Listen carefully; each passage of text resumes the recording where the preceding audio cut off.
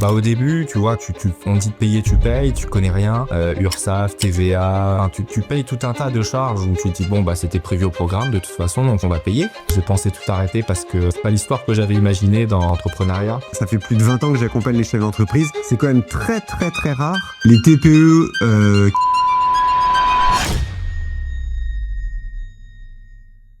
Salut Alexandre, Salut Nicolas. merci de me donner quelques minutes de ton temps précieux de chef d'entreprise. Alors avant toute chose, est-ce que tu peux te présenter rapidement et nous dire quel type d'entreprise tu diriges? Parfait. Bah donc moi je m'appelle Alexandre Leduc, j'ai 36 ans et je dirige une entreprise d'amincissement et de remise en forme côté bien-être par électrostimulation corps entier. Et j'ai développé ma franchise, la franchise de ma marque. Déjà, depuis combien de temps tu fais cette activité et depuis combien de temps tu as ton entreprise? Je fais cette activité-là depuis 2013 et j'ai démarré Body Addiction uniquement en 2020. Alors en plus, tu as eu la chance de commencer ton activité, c'est vrai, j'avais oublié, parce que ça fait depuis l'origine qu'on t'accompagne, donc ça doit faire, c'était 2019-2020. Donc tu as eu la chance de commencer avec le Covid. Oui, bah en fait tu te sens. Alors c'était surtout côté banque, tu te sens abandonné, tu pars avec au départ un oui et puis derrière une situation un peu inédite pour tout le monde et puis bah plus de nouvelles, la banque qui fait la morte, qui te dit bah finalement on sait pas, les prêts sont gelés, etc. Toi t'as les travaux qui ont commencé, il y a déjà plus de 20 000 euros qui sont injectés dans les travaux et derrière tu te retrouves un peu en mode je sais pas comment je vais le payer en fait moi du coup donc voilà c'est assez compliqué donc il a fallu jouer de sa personne pour essayer de faire en sorte que tout se passe bien et puis bah heureusement dès qu'on a pu ouvrir on a tout de suite bien marché et puis on a finalement eu le prêt de la banque par la suite.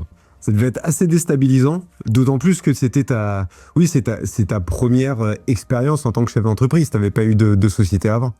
J'avais fait de l'auto-entrepreneuriat, mais c'était très succinct. Ça a pas été, c'était en plus de mon côté, du salariat que j'avais pour faire du domicile, parce qu'au départ j'ai commencé en tant que coach à domicile avec l'appareil, avec la machine, et finalement je me suis vite arrêté parce que le salariat prenait le dessus. Et effectivement, pour ceux qui nous écoutent et qui ne savent pas ce que c'est l'EMS, l'électrostimulation, est-ce que tu pourrais nous en parler un petit peu, comment ça fonctionne, c'est quoi l'idée, à qui ça s'adresse? Alors l'électrostimulation, ça vient d'Allemagne, enfin en tout cas le Mia Bodytech vient d'Allemagne, donc c'est l'outil qui s'appelle Mia Bodytech, ça a été créé en 2007 en Allemagne, ça arrivé en France en 2008, et donc en fait c'est un appareil d'électrostimulation corps entier qui permet en 20 minutes d'avoir les résultats physiologiques de 4 heures en salle de sport. On a 8 groupes musculaires qui sont stimulés simultanément et de manière intensive. Ça nécessite de pratiquer 1 à 2 fois par semaine pour obtenir des résultats en termes de tonification musculaire, raffermissement et perte de poids si besoin, puisque ça y contribue. Et en fait, on fait des mouvements en même temps qu'un coach nous corrige, démontre les postures, nous motive, et puis donc les stimulations vont accentuer l'effort physique que le pratiquant va réaliser. Donc en fait, avec ton principe, ton concept, on ne peut plus entendre de chefs d'entreprise qui n'ont pas le temps de faire du sport, concrètement. Concrètement, c'est ça, et c'est exactement la cible que l'on a. C'est des personnes qui ont des métiers assez importants, qui n'ont pas de temps pour eux, qui ont aussi une vie de famille très prenante, et qui fait que ils n'ont pas le temps d'aller à la salle, de se préparer. Ils n'ont pas envie de faire de sport chez eux parce que ils sont livrés à eux-mêmes, même s'ils ont tous les appareils du monde. Je les entends tous les jours. Et donc effectivement, ils viennent dans notre espace de 40 mètres carrés, cocooning, où bien-être, on les juge pas, et c'est par 2 maximum. Donc pour le coup, il y a vraiment ce côté, je me sens privilégié aussi quand j'arrive chez Body Addiction parce que on va s'occuper de moi du début à la fin. Nos clients, en fait, là, un peu, je pense comme on essaye de faire le plus d'entreprises, c'est que c'est pas des numéros finalement. On les considère vraiment, et chaque personne qui passe le pas de notre porte, on sait comment il s'appelle. On connaît son âge, on connaît son historique, on connaît ses pathologies, on connaît tout. Ouais, là, on a vraiment l'impression on a vraiment le sentiment que tu t'occupes des gens, quoi. Et si j'en reviens un peu à la gestion de l'entreprise, on entend souvent, surtout sur les réseaux sociaux, la trésorerie, les impôts, les charges, c'est compliqué d'être chef d'entreprise. C'est quoi ta pire surprise que tu as eu en tant que chef d'entreprise? Au début, tu vois, on te dit de payer, tu payes, tu connais rien. URSSAF, TVA, la taxe foncière, tu payes tout un tas de charges où tu te dis c'était prévu au programme de toute façon, donc on va payer. Et puis à un moment donné, quand tu commences à avoir un peu de recul, tu prends un peu de hauteur, tu te dis mais attends, je comprends pas.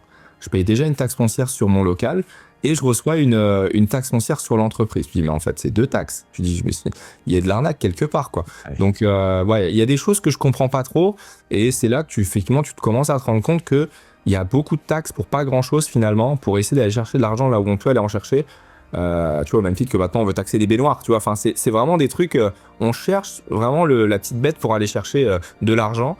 Et c'est vrai que bah, moi, j'ai tendance à dire, pas de problème, si c'est comme ça, si c'est la meilleure solution et que tout le monde est d'accord, et ben on le fait. Moi, j'irai chercher plus d'argent. Voilà. Et en fait, c'est ma motivation et je suis pas du genre, et tu le sais très bien, à taper sur les doigts de l'État, du gouvernement ou de tous les organismes qui veulent nous taxer, entre guillemets. Je suis plutôt à me dire, ok, pas de problème. Et bah, si voilà, il faut aller chercher plus, faut gagner plus, bah, je vais me donner encore plus et puis je vais trouver des innovations, voilà, je vais innover, je vais créer et puis c'est comme ça que je vais aller chercher plus de chiffre d'affaires. Parce que si j'en donne plus, et ben, il faut que j'en gagne plus. Moi, je suis 100% d'accord avec toi. Hein. L'entrepreneuriat fait que c'est toi qui es maître de ton destin quelque part, même s'il peut y avoir des aléas, tu es maître de ton destin.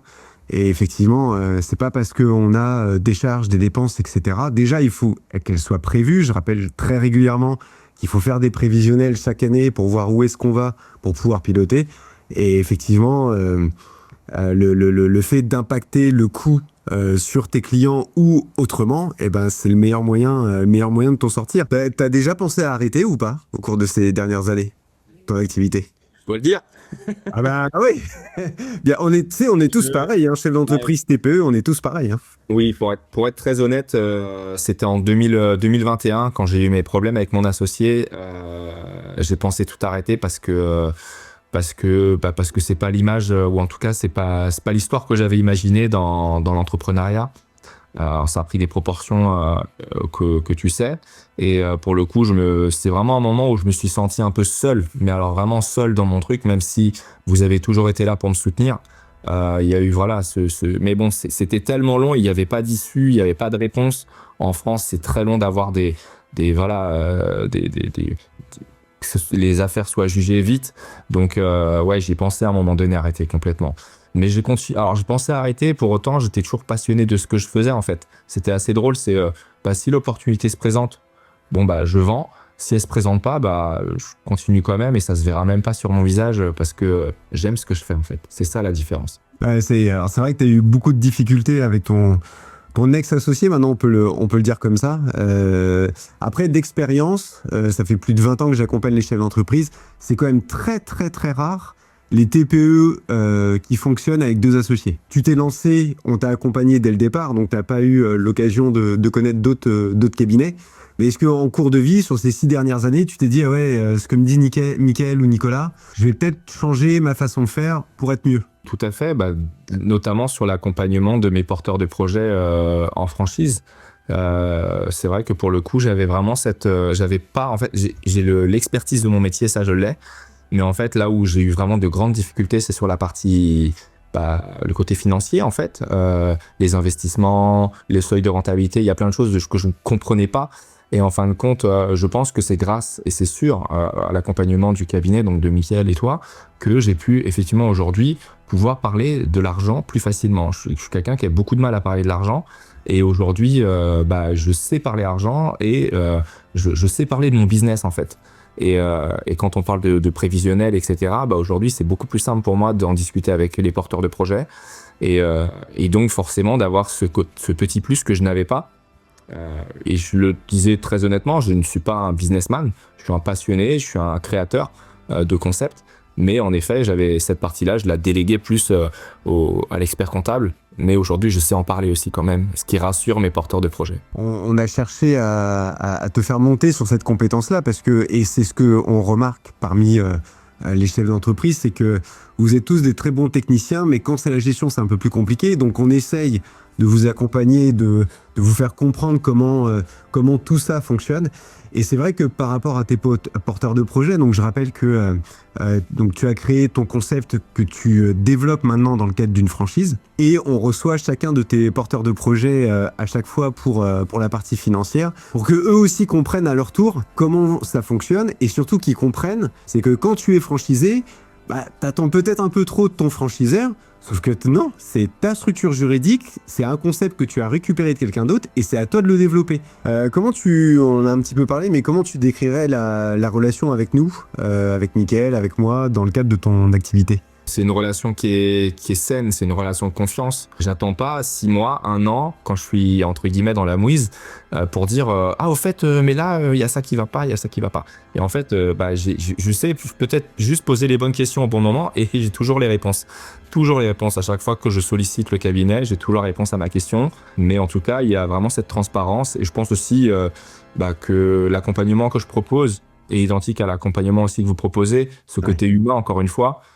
Moi, si je dois choisir entre une visio ou venir au cabinet, je préfère venir au cabinet parce que je suis pas très loin et puis parce que le contact me plaît. Donc, si j'étais pas OK avec ça, je viendrais pas. Et pour le coup, c'est le cas. Et par rapport à ta trésorerie aujourd'hui, comment tu te sens? Est-ce que tu sens que tu as de la visibilité? Comment tu te ressens par rapport à ta trésorerie? Parce que c'est toujours un point sensible, hein, c'est chez Savvy Entreprise. Hein.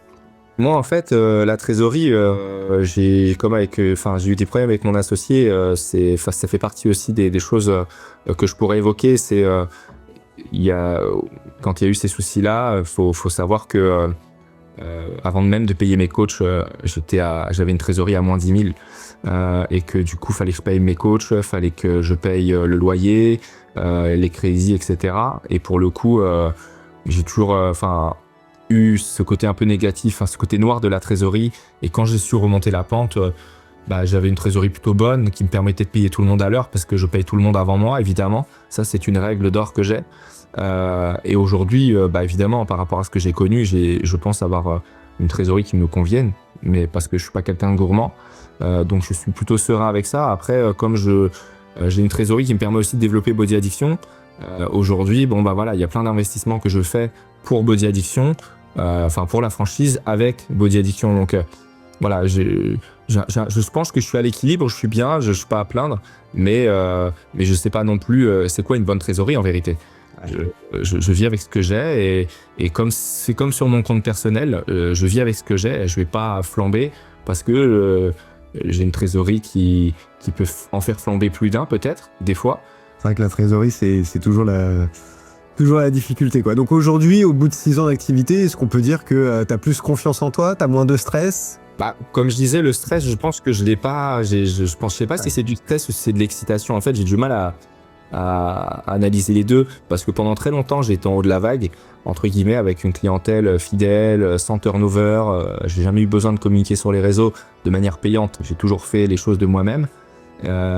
Donc en fait, quand des fois je suis trop bien, je me dis mais c'est quand que ça va arriver? C'est quand que je vais me casser la figure? Parce qu'il faut des fois aussi repartir de plus belle avec une nouvelle dynamique, un nouvel élan. C'est clair. Et si tu devais, alors surtout avec les politiques et ce qui se passe à l'heure actuelle en France, comment tu pourrais résumer l'entrepreneuriat en France en 2025, début 2026? Moi, de mon point de vue à moi, l'entrepreneuriat, c'est une bouffée d'oxygène parce que j'ai l'impression de devoir rendre des comptes qu'à moi-même en respectant les règles du jeu, effectivement, qu'on nous impose là-haut. Et donc voilà, après, c'est ma vision. Aujourd'hui, je pense qu'on est assez accompagné pour le coup. On a des experts comptables, on a des conseillers bancaires, ils sont ce qu'ils sont, mais bon, ils ont le mérite d'exister au moins. Ils peuvent... c'est compliqué. Après, il y a beaucoup d'organismes d'aide qui aussi nous aident à entreprendre. Là-dessus aussi, moi, j'accompagne mes franchisés pour les aider. Je pense qu'aujourd'hui, quand on se lance tout seul dans l'entrepreneuriat, sans forcément passer par un expert comptable ou par une banque ou quoi, c'est très simple. Mais du coup, on se contente uniquement de son expertise technique. Par contre, après, derrière, si on veut grandir, c'est là qu'on a besoin de tout ça. Et en France, je pense qu'on est plutôt gâtés. On a tout ce qu'il faut aujourd'hui pour réussir. Après, c'est juste un bon modèle et puis il faut surtout pas hésiter à poser les bonnes questions, quoi. Alors, ce que tu es en train de me dire là me fait penser à ce qu'une cliente m'a dit il y a quelques mois. Elle me dit, on n'a pas suffisamment d'aide en France. Elle s'était lancée et j'ai trouvé ça un peu déconcertant parce qu'effectivement, elle était encadrée. Elle était encadrée avec nous, experts comptables. Elle est toujours encadrée avec nous, experts comptables. Elle a bénéficié du réseau Entreprendre. Elle fait partie de plusieurs groupes de réflexion d'entrepreneur, et pour autant, elle a le sentiment de ne pas être aidée au bout d'un an ou un an et demi d'activité. Et c'est vrai que quand tu te lances, tu as beaucoup d'aide au début, et qu'après, tu n'en as plus. Et en fait, je trouve ça déconcertant, parce que on t'aide à te lancer, mais une fois que tu es lancé, tu es responsable de ton entreprise. C'est plus, à un moment donné, il faut arrêter la perfusion, entre guillemets. Et puis, comme tu le disais tout à l'heure, bah, si j'ai plus de dépenses, plus de charges, quand j'ai fait mon prévisionnel, bah, je vais aller chercher plus de clients ou augmenter mes prix ou trouver des solutions pour améliorer ma rentabilité et donc ma trésorerie. Qu'est-ce que tu penses de la complexité administrative ? Je ne sais pas si tu te souviens, il y a quelques années, il y avait un ministre qui avait une phobie administrative. Qu'est-ce que tu en penses, toi, de la complexité administrative ? Je trouve qu'il y a trop d'organismes. En France, on n'est pas, pour le coup, c'est pas suffisamment, c'est pas simple. Vraiment, pour le coup, et heureusement qu'il existe des cabinets d'expertise comptable où on peut tout scanner et où on a rien à gérer, quoi. Mais effectivement, il y a trop de choses et on devrait tout uniformiser parce que ça permettrait d'y comprendre un peu plus. On paye plein de choses, mais on ne sait pas ça sert à quoi, pourquoi, comment, c'est réinjecté dans quoi. Moi, si tu me dis que la CFE, c'est pour moderniser, je te dis une bêtise, les villes dans lesquelles on est, enfin tout un tas de choses, je te dis ok, il n'y a pas de problème. Mais en fait, le problème, c'est que il y a tellement d'administratifs qu'aujourd'hui, tout ce qu'on fait, tout ce qu'on paye, tout ce qui... on sait plus où ça va, quoi. C'est pas simple. Et ça, je pense que c'est une des phobies aussi du créateur de chef d'entreprise, c'est qu'il y a trop de choses. Ouais, oui, ça fait partie des éléments qui freinent sur l'entrepreneuriat. Qu'est-ce qu'on pourrait rajouter ? Qu'est-ce que tu souhaiterais rajouter sur ton entreprise, sur le développement de ta franchise ?